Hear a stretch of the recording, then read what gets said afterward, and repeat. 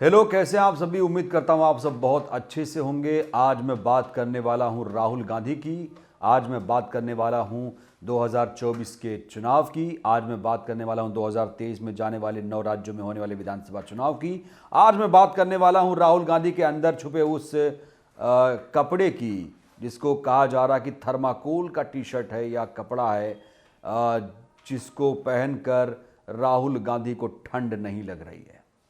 खैर, इससे पहले मैं इन बिंदुओं पर आऊं, सबसे बड़ी बात आप सोचिए, आपको याद दिलाना चाहूंगा कि जब भारत जोड़ो यात्रा दिल्ली में प्रवेश कर रही थी, राजस्थान और दिल्ली के बीच ही थी, यानी राजस्थान से चल चुकी थी और दिल्ली में आने वाली थी, उसी दौरान एक एडवाइजरी आती है कि भारत जोड़ो यात्रा को बंद कर दीजिए, भारत जोड़ो यात्रा को स्थगित कर दीजिए, भारत जोड़ो यात्रा से कोरोना फैल जाएगा। आपको पता है, स्वास्थ्य मंत्रालय ने बाकायदा इसको लेकर एडवाइजरी जारी की थी और कहा था कि राहुल गांधी और उनकी टीम कोरोना फैलाने के लिए दिल्ली में आ रहे हैं, इनको जल्दी से जल्दी रोका जाए, नहीं तो तबाही आ जाएगी। और उसी दौरान चीन में भी कोरोना को लेकर हाहाकार मचने की खबरें मीडिया दिखा रहा था, जिससे पूरा जो माहौल है वो क्रिएट हो जाए, लेकिन राहुल गांधी ने कहा कि ये जो भारत जोड़ो यात्रा है वो दिल्ली में नहीं रुकेगी। इसका जो लक्ष्य था कन्याकुमारी से कश्मीर, कश्मीर ही रुकेगी। और हो वही रहा है। आप देख रहे हैं, जो एडवाइजरी थी उसको धता बताते हुए या उसको नहीं मानते हुए राहुल गांधी आगे बढ़ते चले गए और जो कोरोना का हवा बनाया गया था उसे पार करते चले गए, उसे नहीं माना। और हमने देखा कई सारे वीडियोस भी ऐसे आए थे जहां पर ना तो प्रधानमंत्री ना तो उनका कोई मंत्री मास्क लगा रहा है। वो वीडियो आपको मैंने दिखाया था, एक शादी के कार्यक्रम में प्रधानमंत्री गए थे और वहां पर इसी दौरान जब राहुल गांधी की भारत जोड़ो यात्रा दिल्ली में थी, उसी दौरान का वो वीडियो था।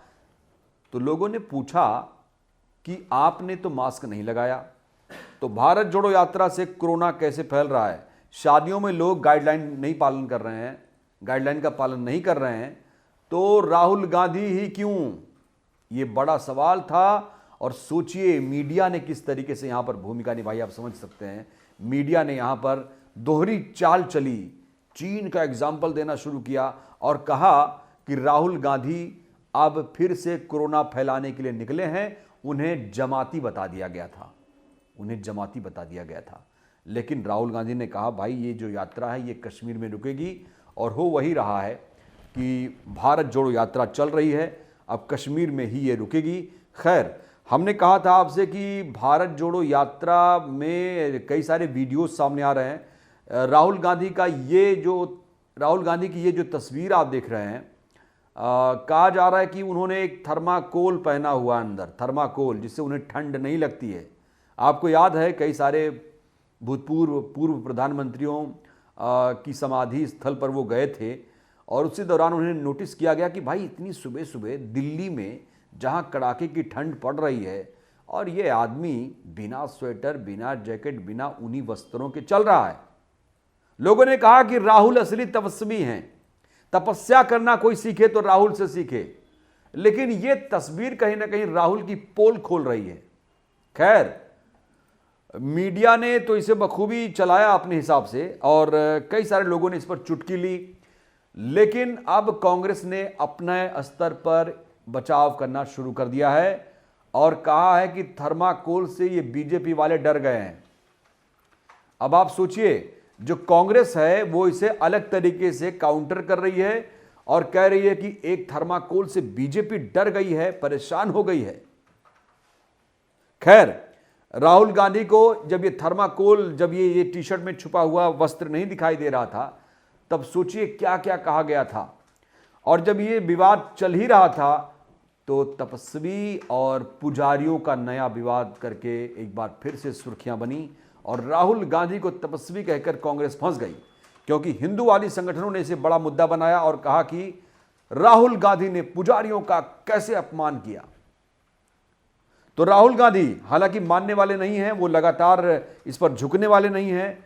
कहा जा रहा है कि राहुल गांधी ने जो पुजारियों का अपमान किया है, राहुल गांधी को माफी मांगनी चाहिए, नहीं तो भारत जोड़ो यात्रा को कश्मीर तक नहीं जाने दिया जाएगा।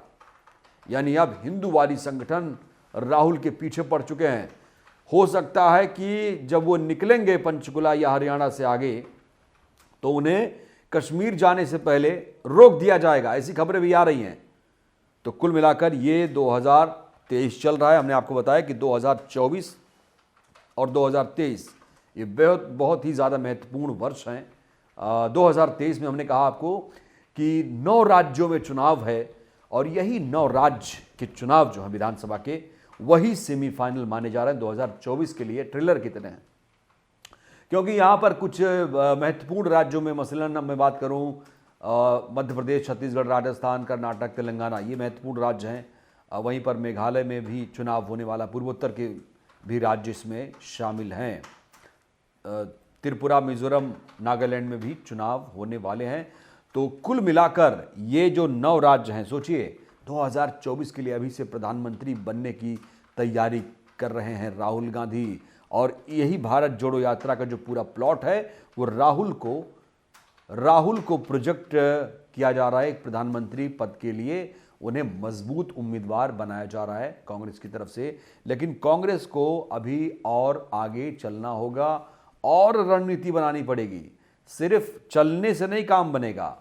आरोप तो ये भी लग रहा है कि भारत जोड़ो यात्रा जो है नफरत के खिलाफ है, क्योंकि राहुल गांधी कई बार कह चुके हैं कि नफरत के इस बाजार में मैं मोहब्बत की दुकान लगाने आया हूं। ये सब बातें हो चुकी हैं।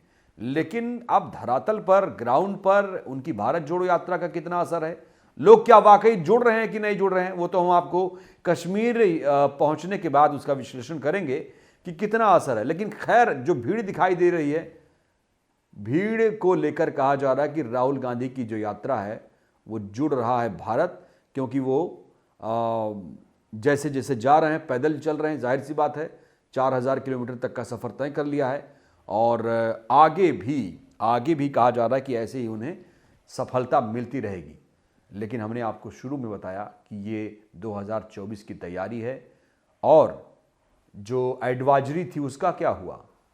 तो इसीलिए हमने कहा कि ये एक प्रोपेगेंडा तो नहीं था।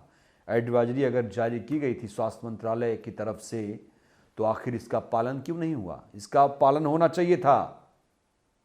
तो इसीलिए कांग्रेस पूछ रही है बीजेपी से कि ये बताइए, ये एडवाइजरी मेरे ऊपर क्यों लागू थी, सिर्फ देश में और कहीं नहीं, शादियों में, समारोहों में, सम्मेलन में क्यों नहीं, क्यों सिर्फ राहुल गांधी? क्या राहुल गांधी 140 करोड़ के लिए जिम्मेदार हैं? ये कांग्रेस ने पूछा सवाल। तो सोचिए आप, कहा जा रहा है कि भारत जोड़ो यात्रा से बीजेपी डर गई है, बौखलाई हुई है। अब 9 राज्य की चुनाव प्लस 2024 का जो लोकसभा चुनाव है, बहुत ज़्यादा घमासान मचने वाला है, बहुत ज़्यादा उथल पुथल भरा ये साल रहने वाला है, और इसी में सब कुछ तय हो जाएगा। लेकिन कहा तो ये जा रहा है कि प्रधानमंत्री मोदी एक बार फिर से 2024 में आएंगे।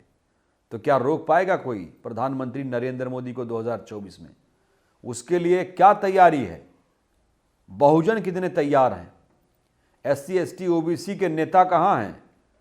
क्या एक छत के नीचे आएंगे? अगर राहुल गांधी भारत जोड़ रहे हैं तो और कोई पार्टी इसमें जुड़ क्यों नहीं रही है? एकला चलो क्या बीजेपी का विकल्प रहेगा, या फिर एकजुट होकर बीजेपी को मात दे पाएंगे? ये बड़ा सवाल है। आप क्या सोचते हैं? प्रतिक्रिया का इंतजार है। शुक्रिया।